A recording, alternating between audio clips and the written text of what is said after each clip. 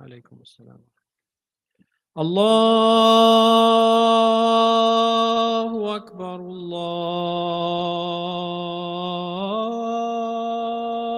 الله أكبر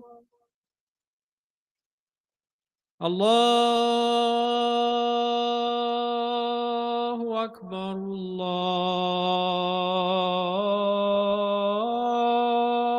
الله أكبر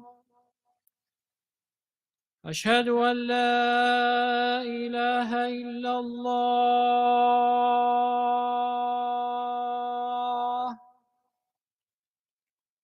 أشهد أن لا إله إلا الله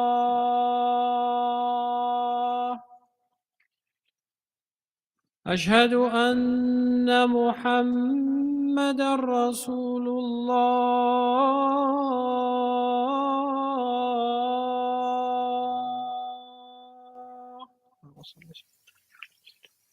أشهد أن محمدا رسول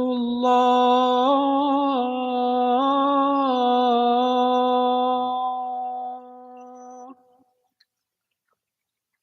حي على الصلاة حي على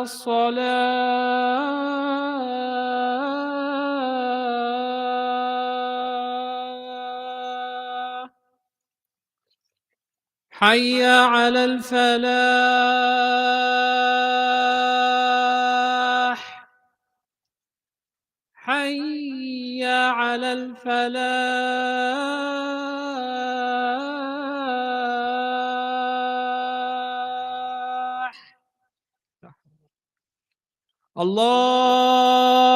الله أكبر الله أكبر لا إله إلا الله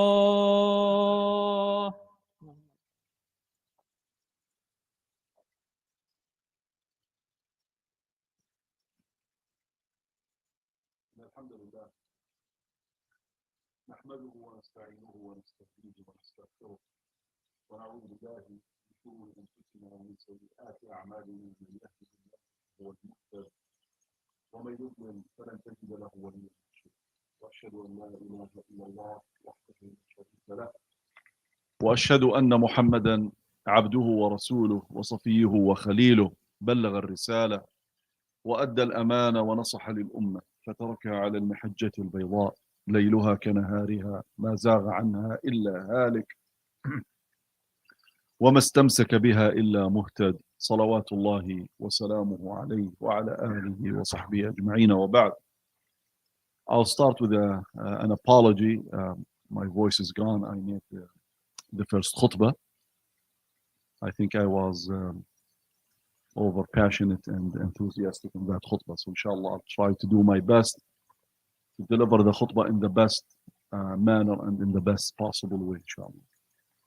My dear brothers and sisters, one of the main causes for failure is to simply foresee it, forecast it, or predict it. Meaning, once we determine that failure is the given outcome of any single idea or project we have in mind, inevitably, this is the outcome that we're going to get, failure. Why? The answer is very simple. If you don't believe that an idea you have or a project that you want to work on have prospects, why would you exert any efforts? You've already prejudiced the outcome. You've already made the determination that it's not going to bear fruit, right? So basically, no one will act, no one will exert efforts, no one will go out of their way to make that idea or realize that idea or that project. Now, such logic or illogic, if you wish, is forbidden in Islam, and it contravenes our human instinct. And I want you to keep in mind that Islam is the religion of fitra, right? Islam does not contravene human nature. Actually, it contextualizes it. So when we say that it contravenes our human instinct, remember that Islam is not about this. Islam is about correcting that human instinct and guiding it. Now, every one of us knows, and I'm not like delivering or relaying to you a sophisticated argument. It's something that every one of us can relate to when we say, from the moment a human being is born, they start, or he or she start a constant struggle. From the moment that baby gasps for breath, life has started for him or her. Life becomes more about overcoming obstacles and challenges.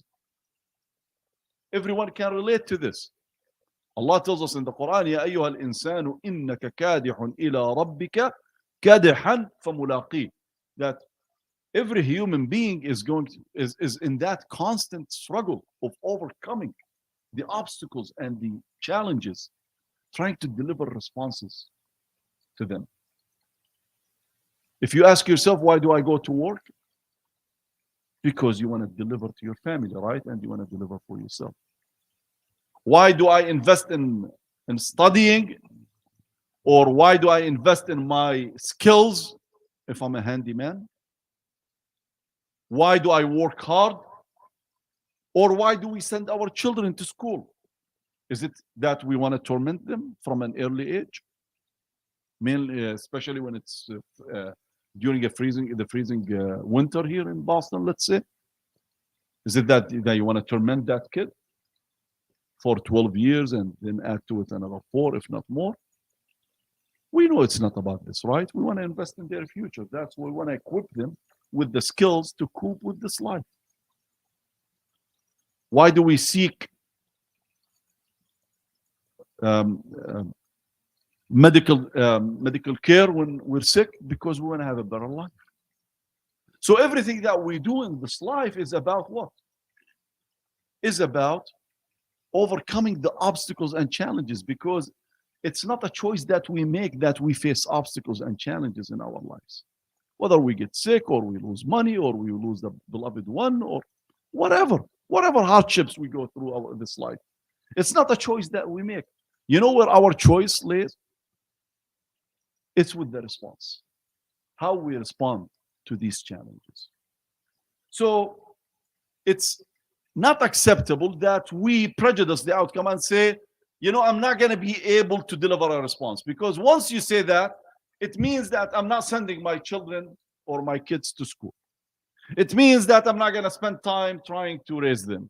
It means that I'm not going to exert efforts to go and find a job or a good job or seek a good knowledge or teach myself or earn a higher degree or improve my skills in whatever field. And everyone knows that's not a non-starter for any one of us. So we know that's a human instinct. It doesn't matter whether you're a believer or not. Doesn't matter what religion you believe in. That's a decent, sane human being. What a decent, sane human being will do. But add to it that Allah tells us that this is the way to do it. Even an animal cannot survive and cannot live if that animal does not exert efforts, right? I don't want to go into digress here because, again, I know that every one of us understands what I'm trying to tell you. So what Allah Azza wa Jal teaches us is that the mandate of our responsibility, or what we call manatu taklif, for an adult sane person, sane person, is action. Is action. We say manatu taklifi huwa al-aql, To be responsible, you have to be sane. But for this sane person, the adult sane person, his trust of responsibility is action. Once that adult sane person starts projecting failure before it happens, then we will end up with inaction. We will end up with inaction. Allah Azza wa Jal tells us in the Quran that the mission of all of his prophets and messengers was what? Proclaiming the mission, proclaiming the message. It wasn't about guaranteeing the outcome. It wasn't about succeeding in their missions. The definition of success in their missions was proclaiming the message in the best possible way. Therefore, Allah Azza wa Jal tells us in the Quran, when He describes the mandate, the scope of the mission of all of His apostles, يا أيها النبي بلغ ما أنزل إليك من ربك وإن لم تفعل فما بلغت رسالته. O apostle, proclaim the mission that was revealed to you from your Lord. And if you don't, then you have not fulfilled your mission, right? إنما عليك البلاغ وعلينا الحساب. Your role is to proclaim the message, and Allah will hold people accountable. When our beloved Prophet Muhammad ﷺ was grieving himself over the rejection of his people of the message that will ultimately save them, Allah told him, فَلَا تَذْهَبْ نَفْسُكَ عَلَيْهِمْ حَسَرَاتٍ. Do not grieve yourself over the rejection. لست عليهم بمسيطر. You have no control over people. أفأنت تكره الناس حتى يكونوا مؤمنين. Do you compel people? Do you have the authority to compel people to be believers? So what was the scope of the mission? Proclaim. بلغ. Nuh alayhi salam. For how long his mission lasted with his people? Everyone knows, 950 years, right? How many believed in Nuh? وَمَا آمَنَ مَعَهُ إِلَّا قَلِيلٌ. Very few believed in him. Not even his son, not even his wife. But when Allah graded Nuh, how did Allah grade Nuh after 950 years? He made him the first prophet of the 5 of Ulul Azm, the most resilient prophets, apostles. Nuh, Musa, Isa, or Nuh, Ibrahim, Musa, Isa, Muhammad. Al-Khamsa Ulul Azm. Right? The most resilient. Allah judged Nuh by what? By his efforts, right? There was nothing wrong with Nuh alayhi salam or his communication skills or his fulfillment of his mission in terms of relaying the message. The problem was with the people, not with Nuh alayhi salam. So Allah did not tell us in the Quran that Nuh was sent for 950 years and very few believed in him and then chastised him. No. Allah commended Nuh alayhi salam. And we, by extension, are commanded by Allah to focus more on our efforts, on what is within our realm, what's within our authority, what's under within our command. Focus on what can you do. Focus on the efforts. Focus on the best possible way to deliver a response. If you obsess with yourself with the challenges, then you will end up giving up. How many people commit suicide? Because it's not only because they don't have faith and a firm belief, but also because they have concluded that it is over. I cannot deal with the situation. It's nothing better is gonna come out of it. Whatever I do, it's not gonna work. So they prejudice the outcome, and eventually they will commit suicide. That is not acceptable in Islam. Not for any average, decent human being. So focus more on what? On our efforts. We all know the story of this Bedouin man who came to the masjid of the Prophet ﷺ, someone who just embraced Islam, didn't have that much knowledge. Every one of us knows it. So he comes, he has his camel with him, he walks to the Prophet ﷺ. He walks up to the Prophet and he says, Ya Rasulullah, أعقلها. Should I tie this camel? The logic was, I'm coming to the masjid, right? To the house of Allah. So Allah should protect this camel, whether I tie it or not, whether I take the precautions or I don't. What was the answer of the Prophet ﷺ? اعقلها وتوكل. First do your part. Tie that camel and then place your trust in Allah Azza wa Jal. It's not the other way around. It's not the other way around, right? So you do your part. اعقلها وتوكل.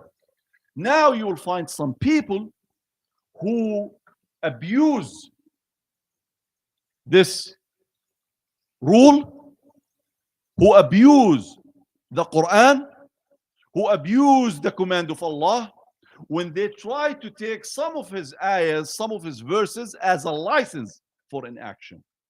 Let me tell you what I mean by this. There is an ayah in the Quran in Surah Al-Baqarah where Allah tells us, لا يكلف الله نفسا إلا وسعها, right? How many times do you hear people invoking this ayah? When you ask them to be part of something, to participate in an effort, to help, and they come and tell you, Ya akhi, Allah still tells us that Allah does not burden any single soul beyond its abilities. So meaning my ability equals 0. But let us continue the ayah. لها ما كسبت, that soul, وعليها ما اكتسبت. That soul that Allah does not burden beyond its ability will be responsible and will be judged based on what it has earned or had earned and what it could have earned and did not earn. So it's not only what it had earned in terms of goodness or badness, good or evil, but also what it could have earned in terms of goodness, what it could have done in terms of righteousness, and it did not do. So no one can stand before Allah Azza wa Jal when Allah asks us, you were called upon to be part of something that is good, that could have, brought goodness. But you did not do it. Why? No one could say, Ya Allah, my ability was 0. Yes, our abilities vary from one to another because some people have more knowledge than others, some people have more means than others, right? We know this, right? But there is nothing called 0. No capacity equals 0. Even a dua makes a difference, but if that's your capacity. But if your capacity is to give money, to contribute financially, and you opt out to dua, that's not acceptable. If your capacity is to give money and to be part of an effort, then it's not enough to give money. So your capacity has to be exhausted. It has to be exhausted. Otherwise, we're not fulfilling our roles and what we're commanded. So I want us, my dear brothers and sisters, to understand this. That again, the thrust of our responsibility is action and not to forecast failure. Always to be hopeful and to trust Allah. The Prophet sallallahu alaihi wasallam tells us, من قال هلك الناس فهو أهلكهم وفي رواية أهلكهم.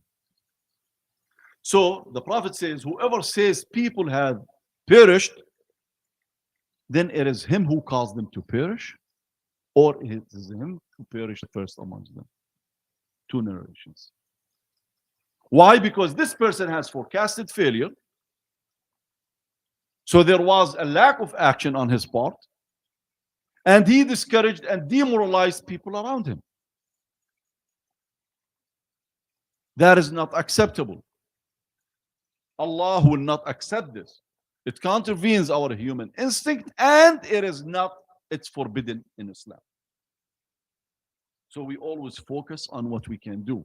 As the Prophet ﷺ tells us, that the life of this world is sweet and green, and Allah make you generations succeeding one another, that He may try you in respect of your action.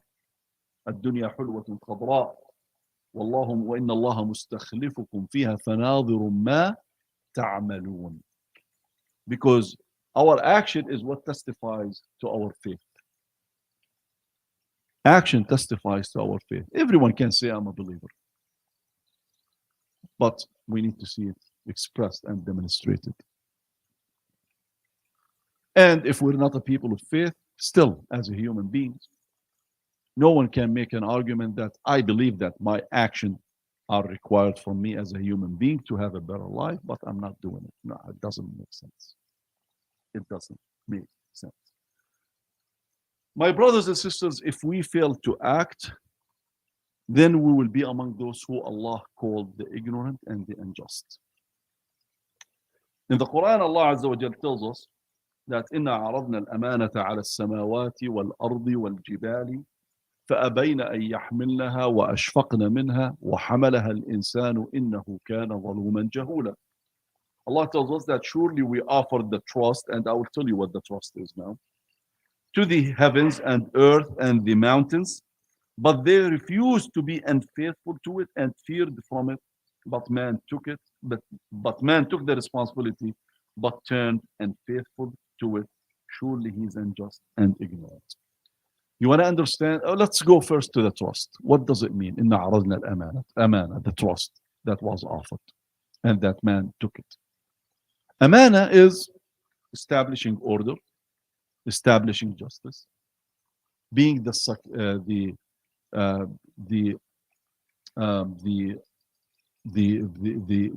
race that is responsible for constructing this land and inhabiting this land, being the successors.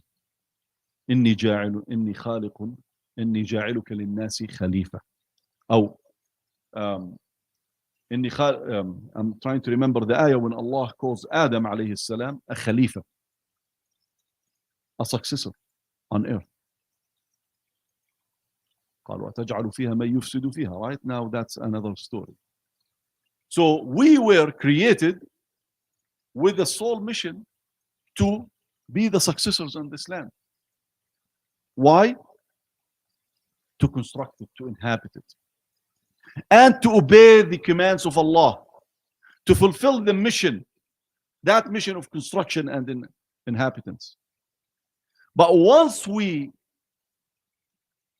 disobey Allah, once we don't respect the laws of the universe, then we cause what? Mischief. Look around you now. You want to talk about the imbalance in this universe? You want to talk about oppression? You want to talk about wars? You want to talk about genocide? You want to talk about racism? Or do you want to talk about the global warming? Or you want to talk about pollution? What do you want to talk about? Or what we've caused of almost bringing some species to a point of extinction? Who caused all of this? It is man. It is man. That's what makes us unjust and unfaithful. And it's not only when we behave badly, it's also when we don't act. So most of this mischief, most of this injustice is being caused by us acting badly as human beings. But there is another reason for this to happen, is we don't act right, or we don't act. Let me give you an example. We live in the United States, right? Everyone knows that America was the center of the COVID pandemic. Just 2 years, 3 years ago, America was the center. I don't know if it's still now, because no one talks about COVID anymore, because they're busy with another mischief, which is Ukraine and Russia now, right? But everyone remembers that America, the greatest nation on earth, the most powerful, the wealthiest, with the most massive resources, failed and failed utterly in its response to COVID. Why? Was it because we lacked the resources, lacked the knowledge, and lacked the science, lacked the institutions, lacked the talent, lacked the ability to deliver a successful response? No, it wasn't none of the above. The reason is because you had a president who did not want to spread quote unquote bad news because he was worried about his political fortunes. He said it to Bob Woodward, right? From the Washington Post. He did not want to cause panic. It's because this greatest country with the greatest institutions, when it knew about a pandemic that is coming in 2015 under the Obama administration, it wasn't only under the Trump administration. When it was told that according to the historical pattern, we had SARS, then Ebola, and then I forgot what is the Middle East, something respiratory, something, I forgot what it's called. Okay, so if we have doctors here, they know better than me. When you had flashes, then a pandemic is going to hit right after, according to the historical pattern. Now, I'm not a scientist, so I'm not going to speak in details here. So they asked for $3 million to start working on a vaccine. Those who speak about a conspiracy because, they were talking about Corona in the early 2000s. Corona is the species, it existed from many, many years. They know about it, from decades.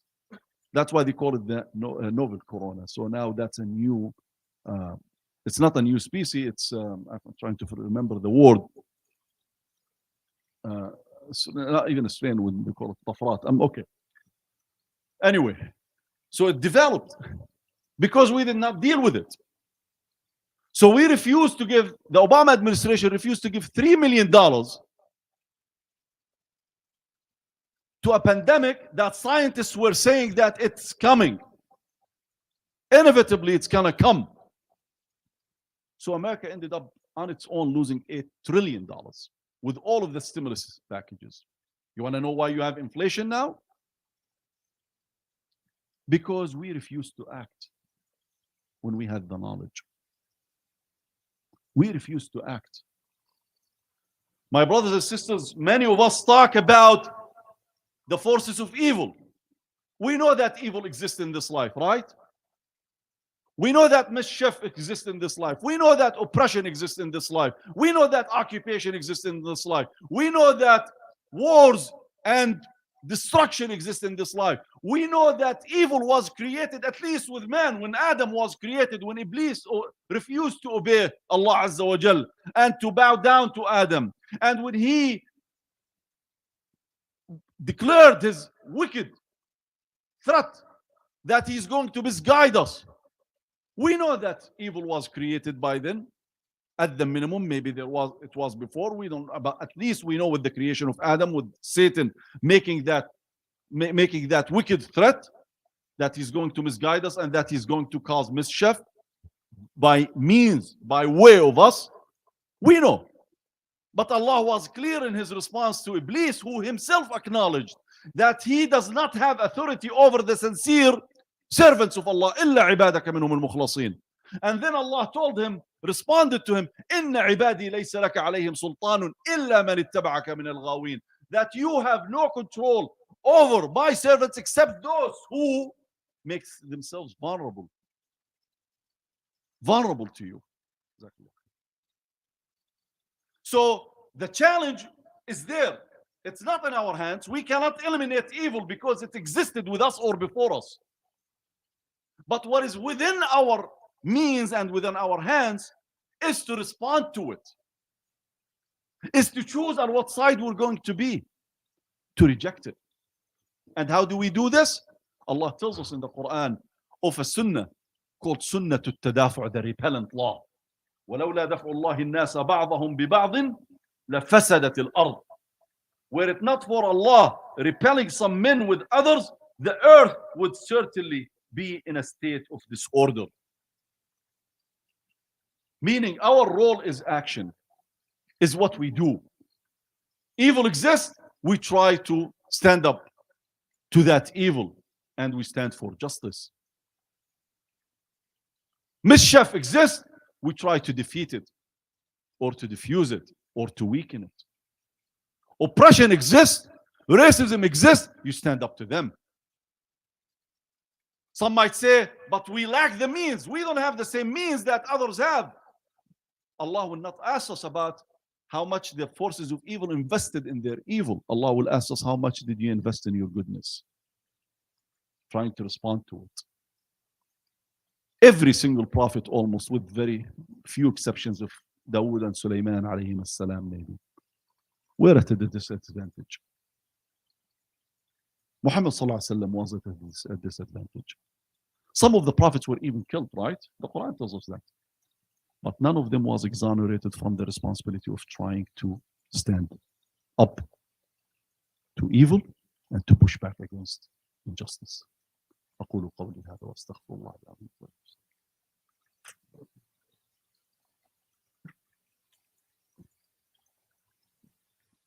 إن الله وملائكته يصلون على النبي يا أيها الذين آمنوا صلوا عليه وسلموا تسليما اللهم صل على سيدنا محمد وعلى آل سيدنا محمد كما صليت على سيدنا إبراهيم وعلى آل سيدنا إبراهيم وبارك على سيدنا محمد وعلى آل سيدنا محمد كما باركت على سيدنا إبراهيم وعلى آل سيدنا إبراهيم في العالمين إنك حميد مجيد. So again, my brothers and sisters, don't forecast failure, don't prejudice the outcome, don't exonerate yourself from the responsibility, because you cannot. Even if you try to, even if you're successful at fooling the people around you or fooling yourself, you cannot fool Allah Azza wa Jal. And at the end of the day, we will pay a hefty price for our inaction. Projecting failure is not going to save us. It's not going to put us at a peace of mind. Those who say the Islamophobes in America are spending and bankrolled, the Islamophobia industry in America is being bankrolled by hundreds of millions of dollars, and we cannot stand up to them. It doesn't matter if you have projected failure and you prejudiced and predetermined the outcome as a failure for you, whatever efforts you could have put forth. It doesn't matter. You're still going to pay the price for it. But once you do your part and trust Allah, that's when things start changing. You don't have to be a Muslim to believe in this. Look at the historical pattern. How many movements were at a disadvantage? Some of them are pure evil. But with their sacrifices and efforts, relentless efforts, they were able to come on top. So it is again about how much you invest in your response and in your efforts. And if you don't do so, evil will dominate. Evil will dominate. My brothers and sisters, just to conclude, this is my first time in your masjid. I've been in Boston maybe 10 years ago, 15 years ago. I don't know when was the last time when I came to your city here.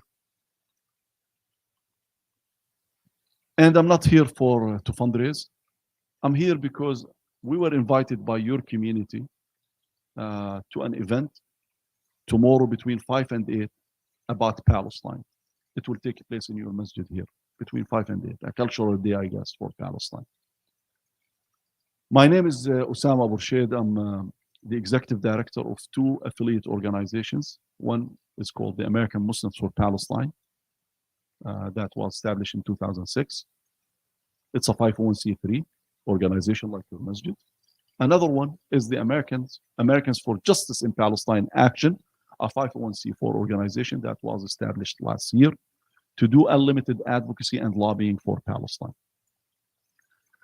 What we focus on is raising awareness in the United States to educate the American people about the just plight of the Palestinians. But education is not enough. When the word Iqra was revealed to Muhammad sallallahu alaihi wasallam, Muhammad sallallahu alaihi wasallam did not keep it for himself, because then it was revealed to him, Ya ayyuhal muddaththir qum fa'andir. Take this mission and put it in motion. Rise up, O Muhammad sallallahu alaihi wasallam, and start proclaiming and communicating the mission. So that's what we do, educate and advocate. And I think every one of us is seeing how the trajectory is shifting in America. Last year, we've seen it during the attack on Gaza. How many members of Congress were speaking on behalf of the Palestinians and defending them? We're seeing it now with the consecutive public opinion polls, including just a few days ago by the Pew Institute, about the rising awareness and sympathy among the generations, the Gen Z's generation, those who were born from 1997 to 2012, with Palestine. It's stopping that with Israel. There is a real shift that is taking place. Maybe we're not paying enough attention, but it is happening. It's no longer below the surface. It is above the surface, but many of us, maybe because they're not experts, they're not paying attention. Brothers and sisters, there is a lot that we can do in this country. It is this country, our country, that gives our tax dollar to Israel. It is our money that fund the war machine, the Israeli war machine. It is our money and our country that gives Israel impunity. It is us who are allowing Israel to attack and desecrate the Aqsa Mosque, our masjid. So there is a lot that we can do here, other than shedding tears, other than making dua against the unjust. There is a lot that we can do. I want all of us, my brothers and sisters, to come tomorrow, inshallah, join this event, because we'll be talking in details about our role and what can be done here. Not only for Palestine, by the way, for Syria, for Kashmir, for the Rohingya Muslims in Myanmar, for the Uyghur Muslims in China, for Yemen. We have a role. It's not enough to brag about being an American when you don't put that citizenship into action, to advocate for something you believe in, to fight for something you believe in. We keep condemning other movements that we don't agree with morally and religiously for being so successful, while we're not doing our part. You want to defeat them, or you want to have an equal voice when you're not even demanding it? You're not even working for it? So inshallah, we'll see you tomorrow between 5 and 8 p.m. Inshallah Rabbil Alameen, to speak about ways to move forward and to defeat cynicism and those who think that we have no way forward. Inshallah, there is a way forward. I ask Allah Azza wa Jal to accept from all of us, and to bless all of us, and to bless our families, and to make us among his means and soldiers to advance justice, inshallah, and righteousness, and inshallah we will be victorious. الله أكبر الله أكبر أشهد أن لا إله إلا الله أشهد أن محمدا رسول الله حي على الصلاة حي على الفلاح قد قامت الصلاة الله أكبر لا إله إلا الله.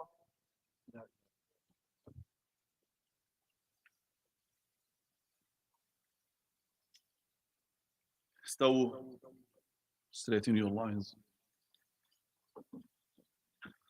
Allahu Akbar.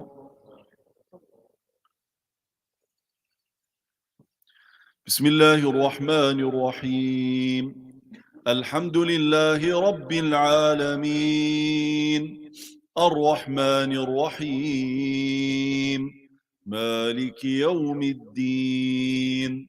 إياك نعبد وإياك نستعين اهدنا الصراط المستقيم صراط الذين أنعمت عليهم غير المغضوب عليهم ولا الضالين.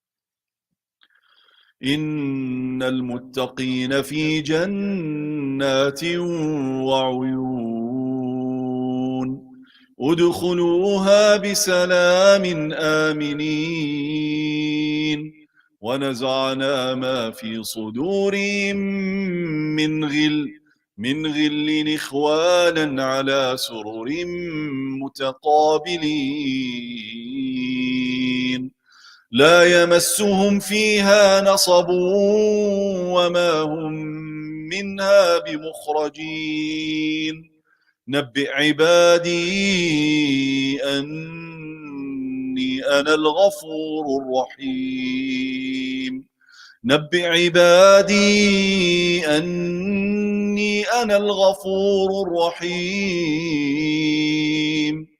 وأن عذابي هو العذاب الأليم الله أكبر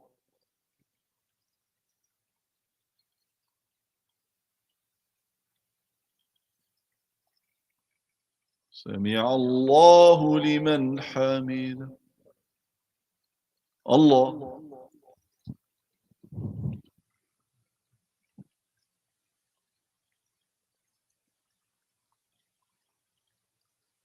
الله أكبر الله أكبر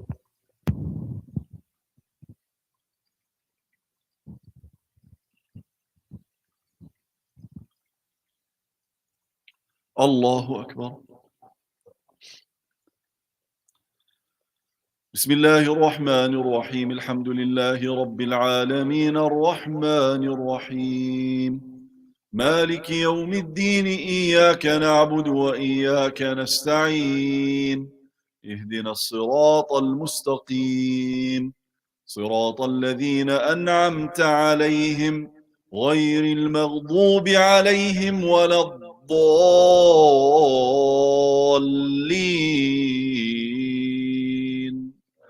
آمين.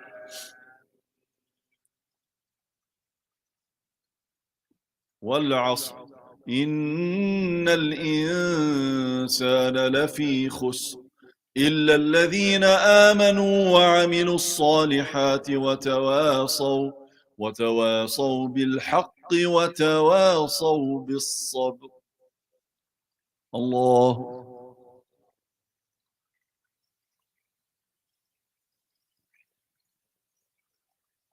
سمع الله لمن حمده الله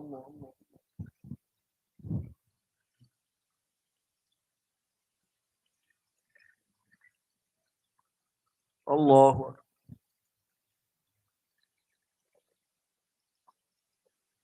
الله أكبر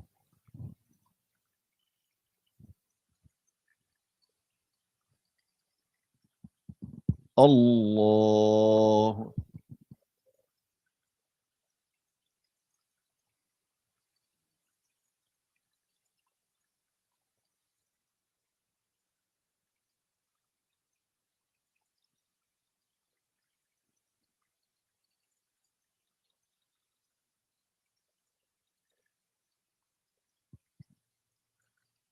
السلام عليكم ورحمة الله السلام عليكم ورحمة الله